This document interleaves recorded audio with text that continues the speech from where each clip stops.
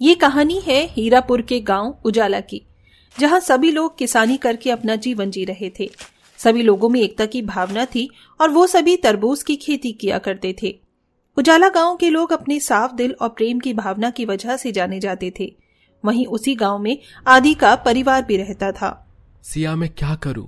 इस बार जो मैंने खेत में बीज डाले हैं वो तो फूट ही नहीं रहे हैं। अगर इस बार मेरी फसल अच्छी नहीं हुई तो फिर हमारा गुजारा कैसे होगा? आदि जी, चिंता मत कीजिए, बीज भी फूटेंगे और फसल भी निकलेगी। बस आप अपनी हिम्मत और कोशिश मत छोड़ना।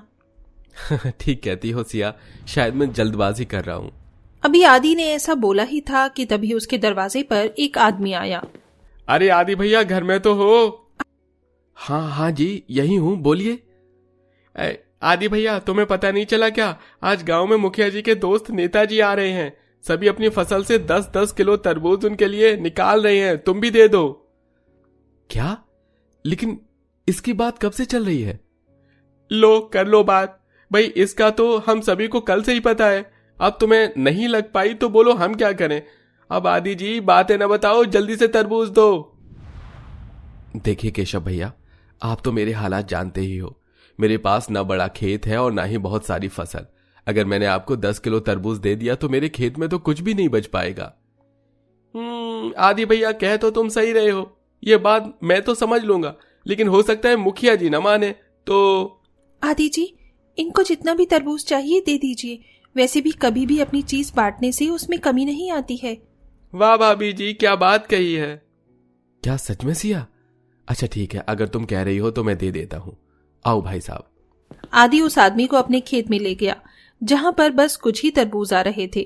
उसने वहीं से 2 बड़े-बड़े 5-5 किलो के तरबूज निकाले और उस आदमी को दे दिया। आदि भैया, तुम्हारे खेत में इस मौसम की तो फसल फूटी ही नहीं है, क्या बात है? पता नहीं भैया, इस बार तो भरी गर्मी पड़ गई। अब तो बरसातें लग चुकी हैं, तरबूजों का स्वाद जाने लगा है, लेकिन मेरे खेत में इस बार बस नाम को फसल उग पाई है। खैर, जो भी हो, मुझे यकीन है मेरी मेहनत बेकार नहीं जाएगी। आप ये तरबूज ले जाओ। आदि ने ऐसे बोलकर बात को खत्म कर दिया। वो आदमी आदि के खेत से दोनों तरबूजों को ले गया, जिसके बाद आदि वहीं अपने खेत की जमीन पर बैठ गया और आसपास के बड़े बड़े तरबूज के खेतों को देखने लगा। पता नहीं कब मेरे खेत में ऐसी फसल आएगी। आदि ने खुद से ही ऐसे ही बात की और फिर वो घर लौट आया। आदि के हालात अभी नाजुक चल रहे थे। घर में उसकी एक बीमार माँ थी और पत्नी सिया, जिनके लिए वो कमाता था। आदि की फसल न हो पाने की वजह से उसका दिमाग परेशान था और साथ ही बरसातों का मौसम लग चुका था, जो उसकी मुश्किलों को और बढ़ा रहा था। ऐसे ही चलते हुए अब 2-4 दिन और गुजर चुके थे। आज उजाला गांव में सुबह से ही बारिश हो रही थी, जिसकी वजह से आदि और सिया दोनों परेशान थे। सिया, माँ को तो तुम पड़ोस में छोड़ आई हो, लेकिन अब हम अपने घर को इस बारिश से कैसे बचाएं? मैं नहीं जानती हूँ आदि जी, ये टपका तो हर जगह लगा जा रहा है। भीगने दीजिए, आज सब कुछ यूं ही। जब बारिश रुक जाएगी तब हम सामान सुखा लेंगे। सिया, मुझे माफ कर देना। हर आदमी अपनी बीवी को अच्छी जिंदगी देता है, लेकिन मैं मजबूर हूँ। मैं तुम्हें अच्छी जिंदगी नहीं दे सकता। नहीं आदि जी, इसमें आपकी कोई गलती नहीं है। बात को दिल से मत लगाइए। सिया आदि को समझाने लगी। बारिश की वजह से आज सिया ने कुछ पकाया भी नहीं था। वो दोनों पति पत्नी बस तरबूज खाकर ही अपना गुजारा करने वाले थे कि तभी सिया के दरवाजे पर एक मुसाफिर आया। अरे सुनो बहन, मुसाफिर हूँ, चलते चलते पाँव दर्द कर रहे हैं। क्या तुम्हारे घर में मुझे पनाह मिल सकती है? क्या कहा मुसाफिर? ठीक है, आ जाइए।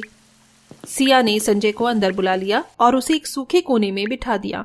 उस वक्त सिया और आदि दोनों तरबूज खा रहे थे। आदि जी, क्या मैं ये तरबूज इन भाई साहब को खाने को दे दूं? घर आए मेहमान को भूखा नहीं भगाया जाता। जो हमारे नसीब का था वो हमने खा लिया। आदि की बात सुनकर सिया ने संजय को अपने हिस्से का तरबूज खाने को दिया।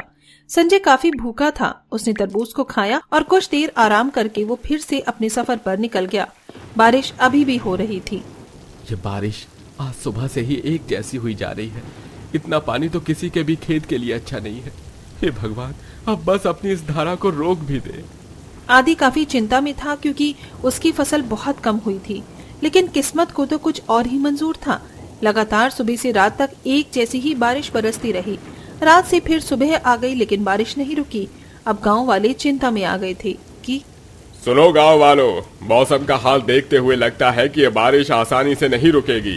तो तुम सभी अपने मकान खाली कर दो और किसी सुरक्षित जगह पर चलो, क्योंकि इस लगातार बारिश से नदी भरने वाली है और बांध भी कमजोर पड़ रहा है। ऐसे में अगर उनमें थोड़ा सा और पानी मिला तो हमारे लिए दिक्कत हो जाएगी। मुखिया की बात सुनकर सभी गांव वाले सतर्क हो गए और उन सभी ने तभी गांव को छोड़ने का मन बना लिया। जो लोग रईस थे वो सभी अपनी गाड़ियों में शहर को निकल गए, लेकिन गांव के गरीब लोग गांव में ही रह गए। लगातार बारिश की वजह से नदी भर गई और पानी के तेज बहाव से बांध भी टूट गया और सारे गांव में बाढ़ आ गई। अरे नहीं, ये सब क्या हो गया? गांव में तो बाढ़ आने लगी है। सिया, माँ जल्दी चलो, हमें गांव के ऊंचे इलाके में जाना होगा। आदि अपनी बीमार माँ और पत्नी को लेकर बाहर आ गया, लेकिन अब बहुत देर हो चुकी थी। पानी धीरे धीरे सारे गांव में फैल रहा था और उनका वहां से बचकर निकलना बहुत मुश्किल था। अरे नहीं, लगता है अब बहुत देर हो गई है। माँ, सिया, मुझे माफ करना।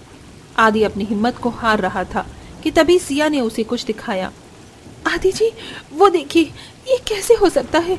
हमारा खेत। सिया की बात सुनकर आदि ने भी अपने खेत की तरफ को देखा। सारा गांव तो डूब रहा था, लेकिन आदि का खेत बचा हुआ था। ये कैसे हो सकता है? अभी ये सब सोचने का वक्त नहीं है, जल्दी से खेत में ही चलते हैं, वहाँ हम बच जाएंगे। सिया की बात सुनकर आदि जल्दी से अपनी माँ और अपनी पत्नी के साथ अपने खेत में ही आ गया। जब गांव के बाकी लोगों ने आदि की जमीन को बारिश के पानी से बचा हुआ देखा तो वो भी वहीं आ गए।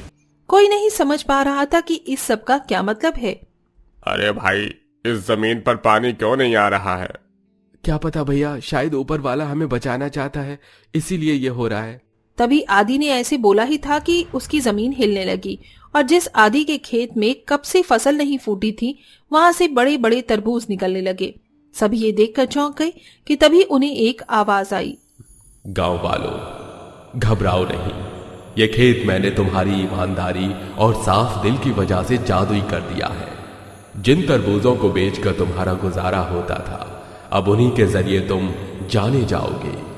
ये तरबूज जादुई है, इनके ऊपर हाथ रखकर तुम जो मांगोगे वो मिलेगा, और एक वरदान मैं तुम्हें खुद देता हूँ। जैसे ही ये आकाशवाणी पूरी हुई, सारा पानी उतर गया और पूरे गांव की जमीन तरबूज के छिलके जैसे हो गई। पेड़ पौधे, लोगों के घर वगैरह सब कुछ तरबूज का बन गया, जिसे देखकर सभी की आंखें खुली की खुली रह गईं। क्या बात है? आदि ने जाकर अपने घर को छुआ। सभी अपने गांव को देख रहे थे, वहाँ सब कुछ तरबूज का बना हुआ था। आदि का परिवार अपने घर में आया तो देखा कि घर के अंदर भी सब कुछ तरबूज का ही है। वहाँ फर्नीचर, सोफा वगैरह सब कुछ तरबूज का था और घर में खड़े हुए आदि बोला, वाह, कितना अच्छा घर है। काश के यहाँ खाने को भी कुछ अच्छा सा होता। आदि के ऐसे बोलते ही उसके सामने एक थाली आ गई जिसमें स्वादिष्ट खाना था। शायद ये घर भी जादुई है। सिया ने ऐसे बोलकर वहां की अलमारी को खोलकर देखा तो वहां पर भी तरबूज के ही कपड़े थे। ऐसे ही वहां हर चीज बस तरबूज की हो चुकी थी और अब सब कुछ ठीक हो चुका था। तो दोस्तों, ये थी जादुई तरबूज के गांव की कहानी। वेल दोस्तों, अगर आपको ऐसे ही जादुई तरबूज के गांव में जाने का मौका मिलेगा तो क्या आप जाना चाहेंगे या नहीं? हमें कमेंट बॉक्स में कमेंट करके जरूर बताइए।